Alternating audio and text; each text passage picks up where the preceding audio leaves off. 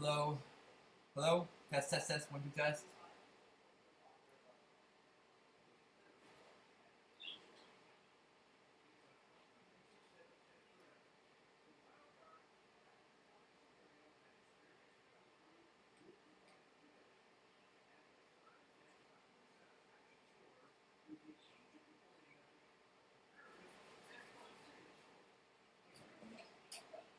Okay, guys.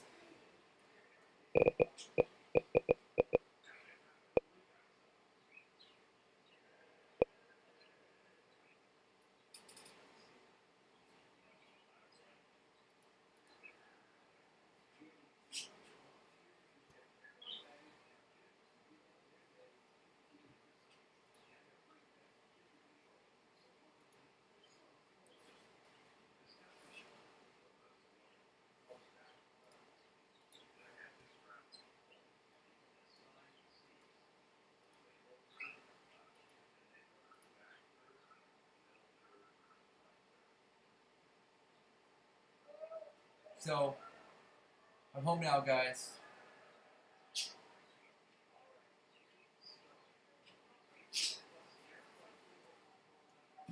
I need you guys to stop calling that person who I leaked their number. I need you guys to stop calling them and threatening them, okay? I didn't ask for you guys to do that. I did ask you guys to tell them what you think, but I didn't say do that kind of shit. That's really fucked up, and now I'm in bigger trouble because of you guys.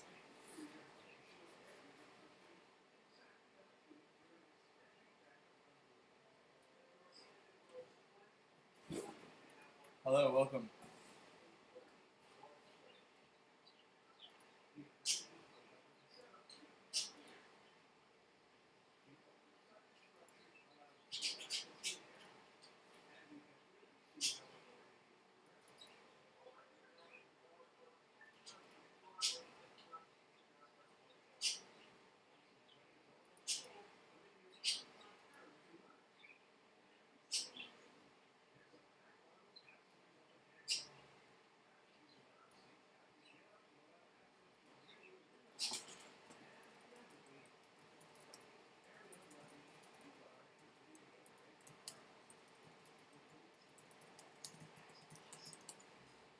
Anyways.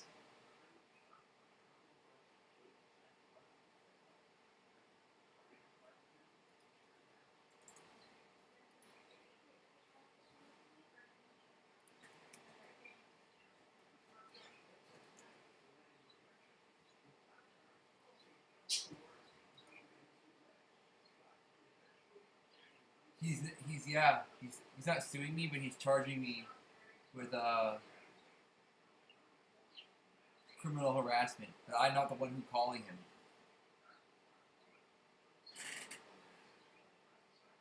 I didn't call him ever. People get, you guys know how easy it is to spoof a phone number. The phone system is broken. It's so easy to fucking spoof phone numbers. It's ridiculous. And look at this. I was gonna show you guys this video. We're gonna watch this video together.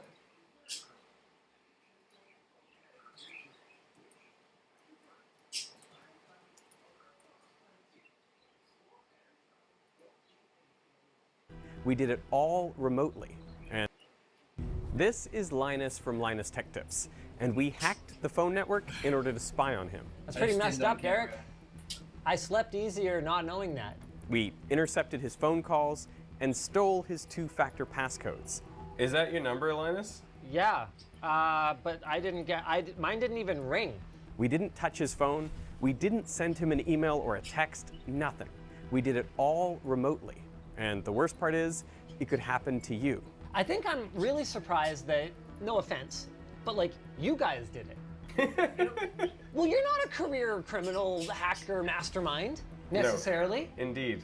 But here it is, a normal looking and feeling device with no, obvious problem with it, and you just receive my call instead of me receiving it. Just what, like on command? It's an app on your computer or what? I don't even know. But before we explain how we did all that, the first startup that Steve Jobs and Steve Wozniak made wasn't Apple. No, they were tackling a different problem, one where their product was actually illegal. So back in the 1970s, long-distance phone calls were really expensive. Adjusted for inflation, a call from New York to London could run you $25 a minute. So these two entrepreneurs created a little blue box, and what it did was it hacked the telephone network. They could trick the telephone company into connecting the calls for free, among other things. We were young, and what we learned was that we could build something ourselves that could control billions of dollars worth of infrastructure in the world. I don't think there would have ever been an Apple computer had there not been blue boxing. Well, I said you called the Pope. Yeah, we did call the Pope. Woz pretended to be Henry Kissinger. And we got the number of the Vatican and we called the Pope. And they started waking people up in the hierarchy, you know, I don't know, cardinals and this and that. And they actually sent someone to wake up the Pope. When finally we just burst out laughing and they realized that we weren't Henry Kissinger. But how were they able to do all of this with one electronic box made from Radio Shack parts? Until the mid-1920s, most phones had no way of dialing. When your phone was on the hook, about 48 volts was connected from the exchange to your phone. Then when you lifted the receiver, an internal circuit connected the speaker and microphone, drawing power, and that caused the voltage to drop to around 10 volts. And at the telephone exchange, this drop turned on a light bulb, alerting the operator, who would then pick up and ask for your call. Sir, get me the Bluebird diner. After consulting a directory, they would connect a wire between your line and your friends. Manually connecting calls was labor-intensive. Operators had to handle hundreds of connections per hour. In 1910, one pundit said, "Soon the telephone system will need to employ every working-age woman in the country as an operator." By 1950, there were more than 1 million of them in the US alone. To reduce costs, companies sought to automate the call connection process, and one solution was the rotary dial telephone.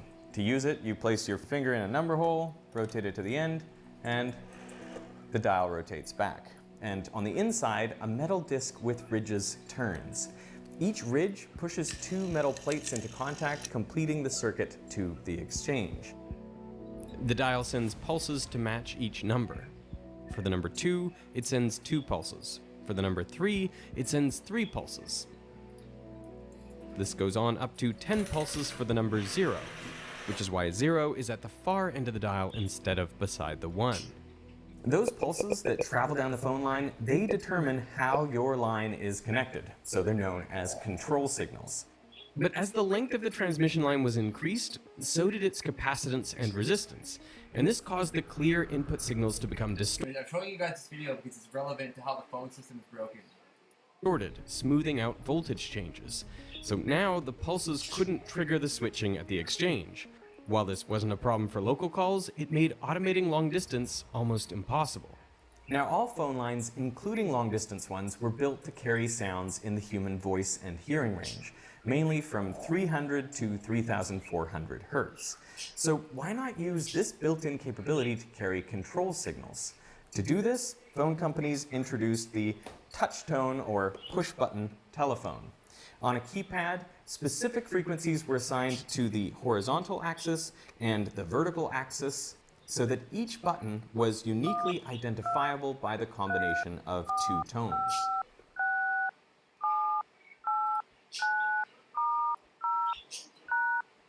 By sending control signals within the voice band, all telephone networks could receive it using their existing systems, independent of distance. But with this innovation came an opportunity for Jobs and Wozniak to exploit. When you made a long-distance call, it was first routed to a central node. This node communicated with a remote node, and they determined if a line was free by checking whether both sides were sending a 2600 Hz tone. So Jobs and Woz exploited this. First, they would dial a toll-free 1-800 number, which would get them into a local node. And then they would send a 2600 Hz tone into the phone. This would trick the remote node into thinking the call had been disconnected. So the remote node would start playing the 2600 Hz tone again, but Jobs and Woz were still on the line. and when they stopped playing the tone on their side, the remote node assumed a new call was being placed. By sending a key pulse tone, followed by the desired phone number and ending with a start tone, they could connect to any long-distance number for free, as the home node still believed it was connected to a toll-free number. The vulnerabilities in the signaling system were obvious. To mimic the 2600 Hz tone, some people would even use a toy whistle from a Cap'n Crunch cereal box. It just happened to make that frequency. The telephone companies clearly needed to develop a new signaling protocol, and their solution was to use a separate digital line for carrying control signals. That way, no one could control the network by sending tones down the voice line, because it no longer controlled how the call was connected. This new protocol was called Signaling System Number 7, or SS7 for short, and it's still broadly in use today. But it may not be as secure as people thought. Hello, my name is Latifa Al Maktoum. Princess Latifa of Dubai claimed that her father, Sheikh Mohammed, the ruling emir, had held her in solitary confinement in the dark, beaten and sedated for several years. In late February 2018, her Finnish martial arts instructor Tina helped her escape. They fled to a yacht captained by former French intelligence officer Hervé Gilbert, and for 8 days they sailed toward India. Latifa was hopeful, but it wasn't to last. Late on the night of March 4th, a dark boat pulled up alongside. It was sent by her father. Laser sights pierced the smoke as agents boarded the yacht, abducting Latifa and taking her back to Dubai. But how did they find her? Well, the captain had been the victim of a coordinated SS7 attack, one aiming to pinpoint his location and, by extension, the whereabouts of the princess. And I'm going to show you how, using the exact same steps to spy on my friends. With their permission, of course. This is Karsten Knoll and Alexandra de Oliveira. They are cybersecurity specialists who are helping me spy on Linus. We took 3 steps to spy on him. First, you have to infiltrate SS7. Second, gain trust. And third, attack. Of course, the main reason any of this is possible is step 1. When SS7 was introduced in 1980, mobile phones barely existed. They were so big that they were mainly just used as car phones. But things changed quickly, and the number of mobile phones in the world exploded. Roaming is one of the main use cases of SS7. Say, Derek, you visit me over here.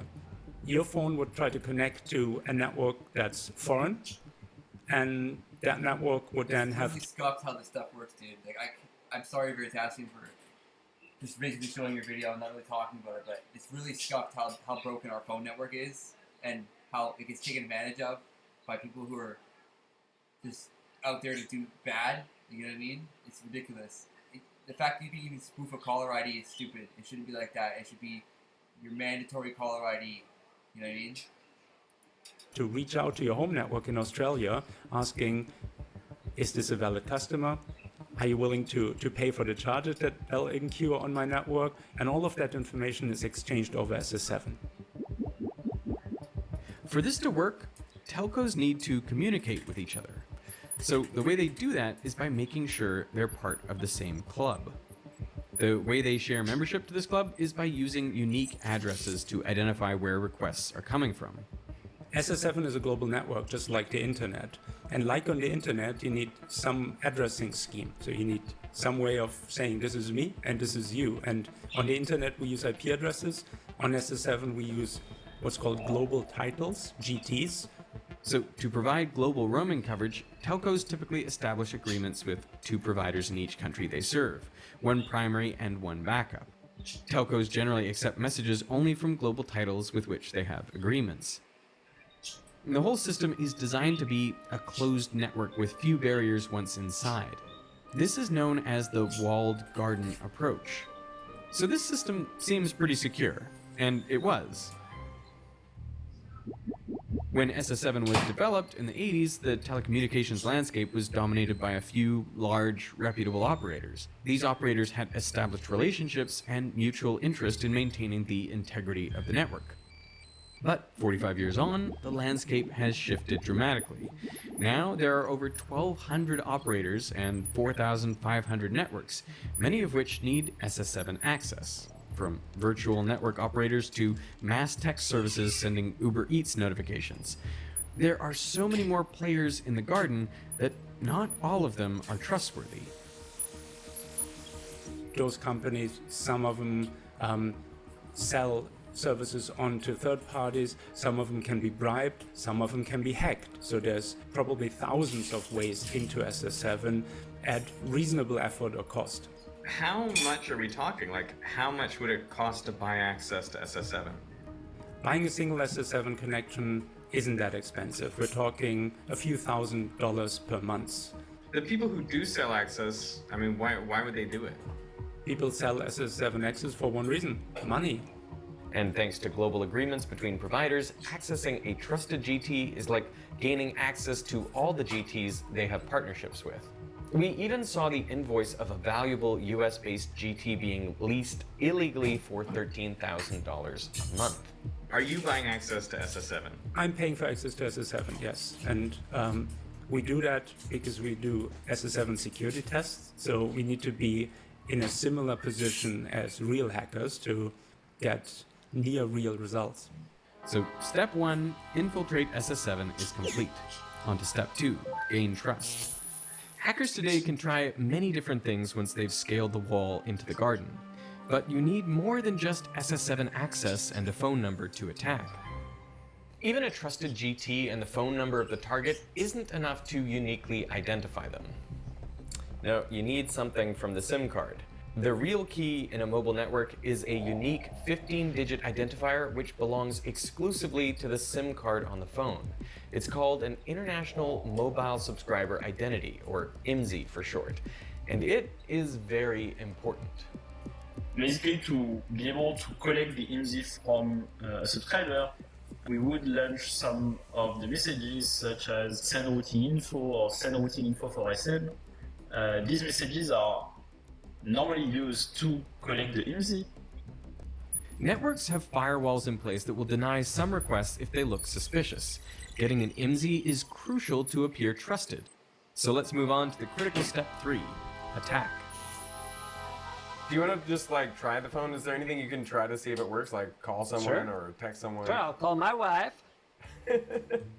She normally pick up? Yeah, she'll probably pick up. Hello? Hello, Yvonne. This is the voice of your husband. I would. This is the part that's really insane, okay? Watch this. It's really crazy. This is how it is. And basically anybody who has a lot of money can do this. It's not even that hard. I'd like to talk to you about the payment. Okay, hi. No, it's me, it's me. Did she hang up on you? Yeah, she did. So we've established the phone works as a completely normal phone. Do you have any important calls coming up? I don't know if I'd say it's important, but I'm on my way to Creator Summit tonight, and James from Hacksmith was going to call me, and we were going to kind of make some plans. I'm getting a call right now. Are you getting a call? No? Hello, this is Linus. Hey, Linus, it's James. How's it going? It's going really well. How are you? Pretty good. Am I going to see you at the YouTube Summit? Yes, I'm really looking forward to that. And man, do I hate Macs. So I feel like that's your persona, man. You can't game on a Mac. Linus, you want to talk? I would like to talk, but I never got the call, so... What number did you dial? 4473. Is that your number, Linus? Yeah, but I didn't get... mine didn't even ring. I heard it ring, but I heard it through my speakers on my computer, because I assume it went to your phone then. That's right. Or did it go to your computer? No, yeah, it went to everything of mine. So, yeah, James, I don't know. You called Linus, and it went to me. Thank you for taking part in this weird demonstration. Watch the rest of this video, I'm telling you, dude. It's really fucked up how broken the cell phone system is.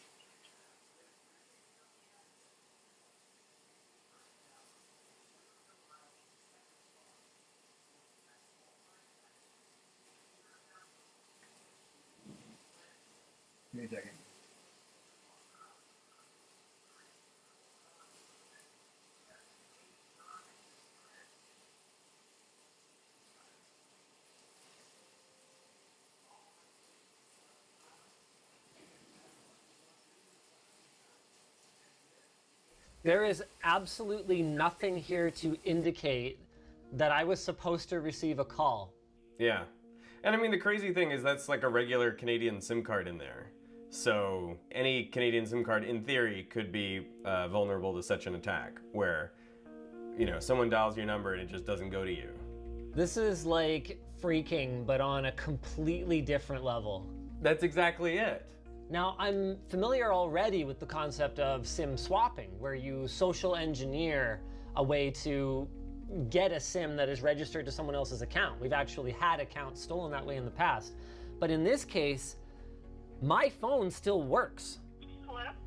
Hey, so the demo we're doing is pretty trippy, hun.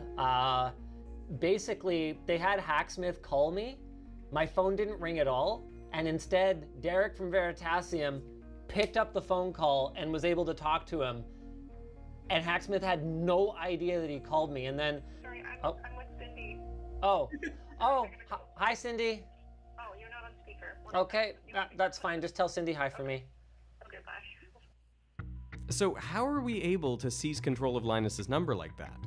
When you put a phone number in your address book, you often don't put the country code. But then if you're in a roaming scenario, that phone number would connect to a completely different person in the country you are currently in. So it does make sense to basically overrule people's choices as to whom they're trying to dial, because they're not going to triple check each time whether their address book entries have country codes in them. This is a powerful function. By tricking the network into thinking his phone is roaming, we can rewrite the number he is calling to a number that we control. And so what I did at the end was, when I received this message, I sent back your number that you can see here was your US-based number. So even if you were located in Australia, I was still... It's crazy to me that this is how broken our fucking cell phone system is. This is in Canada too. This is the best part. This is in Canada, in BC. Wow. This is how broken it is? Seriously? Wow. able to forward.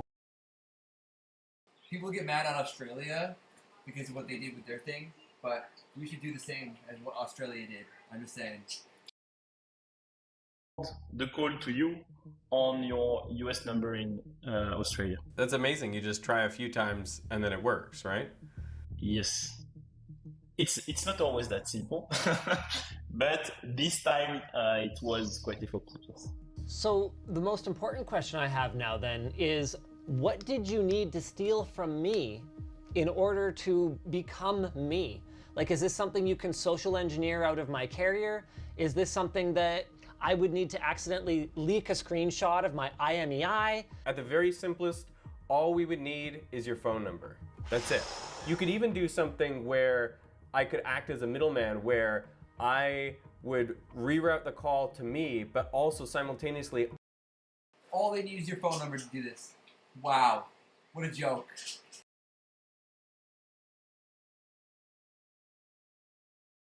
I would dial for you the real number, and I would send you through to them.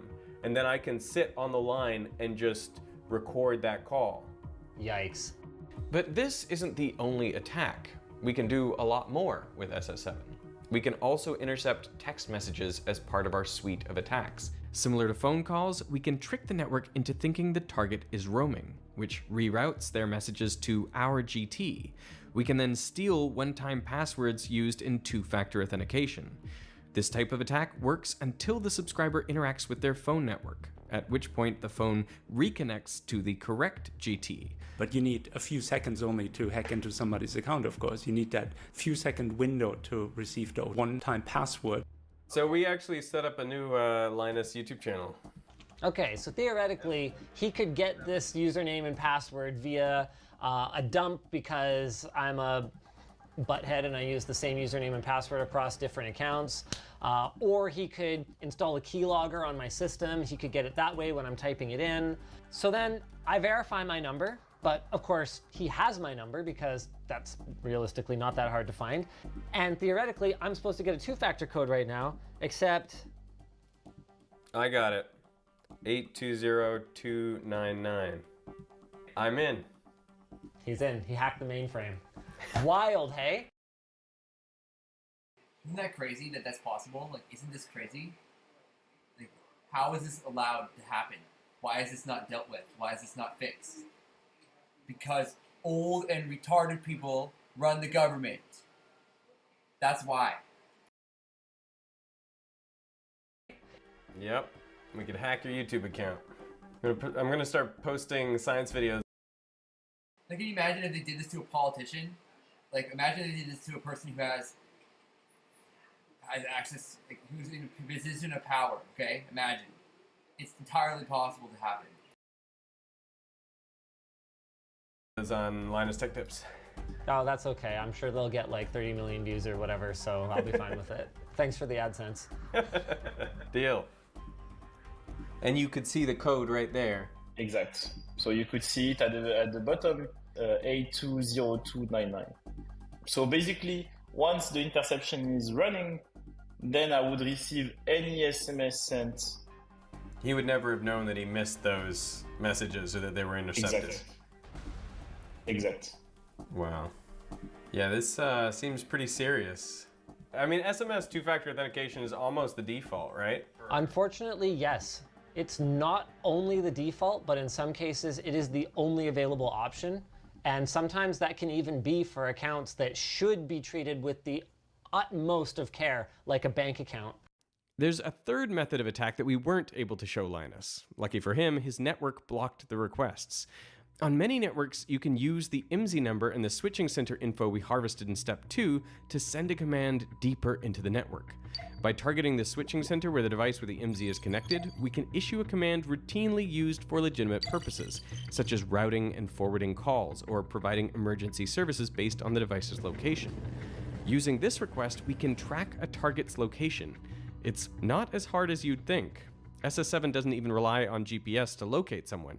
In fact, it was invented before GPS was even in public use.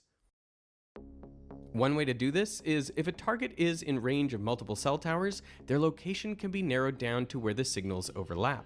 The more towers in range, the more precise the location. A more accurate method measures the time it takes for signals to reach a phone from 3 towers. By calculating the distance based on transmission speed, we can pinpoint an exact location on a 2D plane. But SS7 attacks don't use either of these methods. They try to be subtle. An SS7 location request simply identifies the cell tower the target is connected to. In an urban area with many towers, this can place them to within 100 meters. You would definitely know which city block somebody is in, and if you wanted to for instance, find out whether they're at home or at work, this is a great way to do it. Yeah, that's it's a little bit scary. In 2016, Karsten and his team used this method to track US Congressman Ted Lieu. The congressman has been in California, more specifically the LA area. Let's zoom in here a little bit.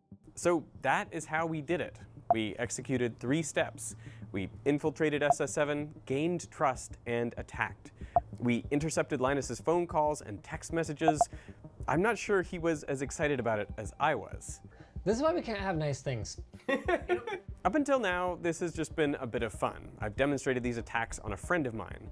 But the threats are real, and they can have devastating consequences. They will kill her, the captain.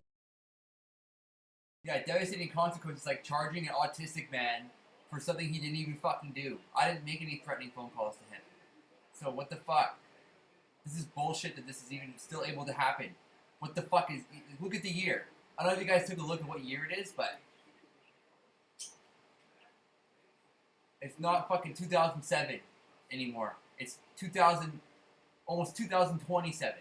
It's 20 years later and we're still relying on 3G and 2G networks for phone calls. And all this bullshit can happen, which shouldn't be happening at all. And texted shortly before Latifah was abducted. His phone was the target of an SS7 attack that involved all 3 of the steps we explored. To start, the attackers had leased multiple GTs in different countries. Then, the following all happened in a 5-minute window. First, they sent at least 7 separate requests aiming to get the captain's IMSI from his US-based operator. When that didn't seem to work, they followed up with at least 4 location requests. So, did it work? Well, all of these requests were blocked by firewalls. That's why we have all the details. But there was a sixth GT we haven't shown, this one nearby in the US. We have no information about the requests on this GT because they likely weren't stopped.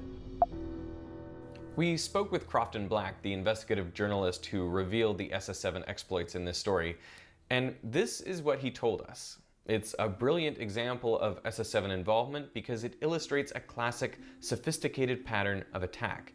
Multiple GTs in multiple countries, it's a textbook example of telco penetration risks. Though because the Emiratis were also using other software like Pegasus and other hardware like spotter planes, we can't say that any single one of these was the thing that led to her being found. But the evidence is damning, and SS7 is used pretty widely. Criminals have used SS7 to intercept SMS two-factor authentication codes and empty millions of dollars from bank accounts. For some, SS7 is just the first step. The NSO Group, a notorious Israeli cyber surveillance firm, acquired an SS7 tracking company in 2014.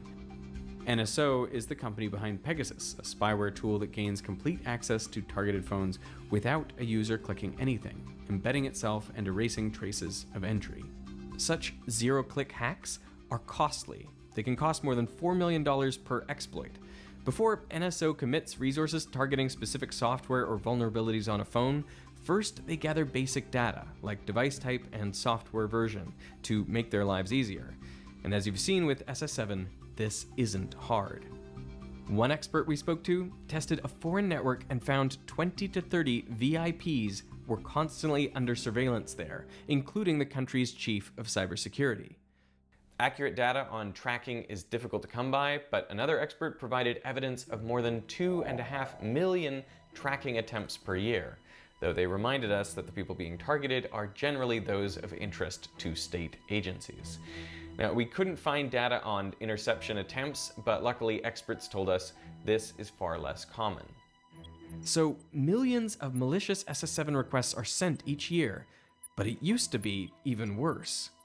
To request location over SS7, you used to be able to send a command without even knowing the IMSI, and the network would just provide it to you, no questions asked. The classical example is the anytime interrogation request, which, as the name already suggests, is kind of a creepy command. I don't believe there's ever a legitimate purpose for one network to send this command to another network interrogating about their customers.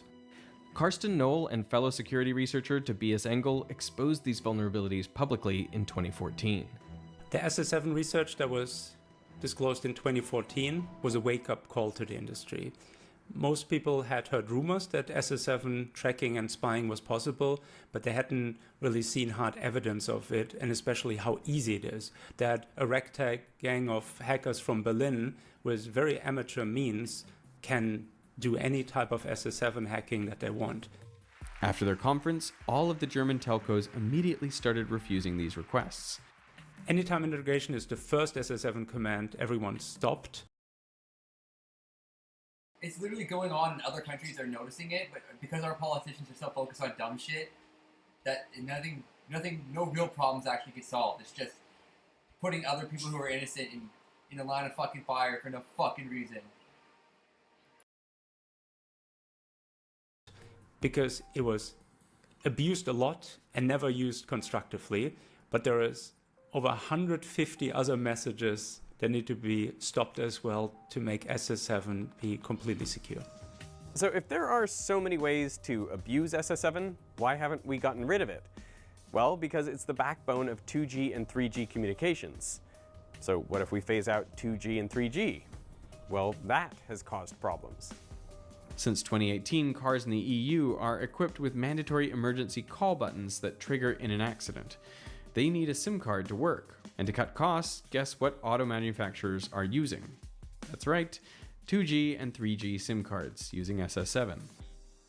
Have to have that legacy support, or when 4G connectivity drops, you have absolutely nothing left. Dude, the number of times that I'm on 3G, not insignificant. And I'm in a metropolitan area. What's surprising, of course, is that there hasn't been a global push yet to replace SS7 with one of the two newer versions of the technology, the latest of which that was introduced with 5G, seems pretty secure, but that's now a problem of first mover disadvantage. So because of the network effects, you get nothing out of adopting a technology as the first guy. You want to be the last one when everyone else is already connected and you get the full benefit from also joining the club. So even though the 5G signaling protocol can stop the attacks completely, and many networks are using 5G technology on their networks, when routing calls between networks, SS7 is still the de facto standard. You create a tremendous amount of inertia, to use a term that's probably more your channel than my channel, that makes moving on extremely difficult. So unless there are some new major events that put this back on the public radar, it could be another 10, 15, maybe even 20 years until SS7 networks are finally switched off. What's crazy is that we exploited these vulnerabilities, and I'm just a YouTuber. I did have the help of some excellent security researchers, but He's just a YouTuber and he did it. Like, shows you how broken it is and how stupid and backwards our country is. It's unreal to me. Unreal. I'm surprised at how easy it all is. Now imagine if I had the backing of a government. This is a real problem. So what can you do to protect yourself? On the personal side, as long as you have a SIM card, unfortunately there's not much you can do about location tracking. If possible, choose alternatives to SMS-based two-factor authentication, so messages can't be intercepted. Use an authenticator app or hardware tokens. And if you're worried about phone tapping, use encrypted internet-based calling services like Signal or WhatsApp. We've been told this is mainly used on people of interest, so should it really matter to you? SS7 is a huge privacy intrusion, and there's millions of abuse cases every single month. Whether privacy intrusion is a problem for everyone individually, of course, is almost a philosophical question, right? Somebody who grew up more in the Berlin tradition of the Chaos Computer Club, like myself, strongly believes that privacy and the ability to kind of form your own thoughts without being observed is a prerequisite for democracy, but many other people would argue nothing to hide, nothing to fear.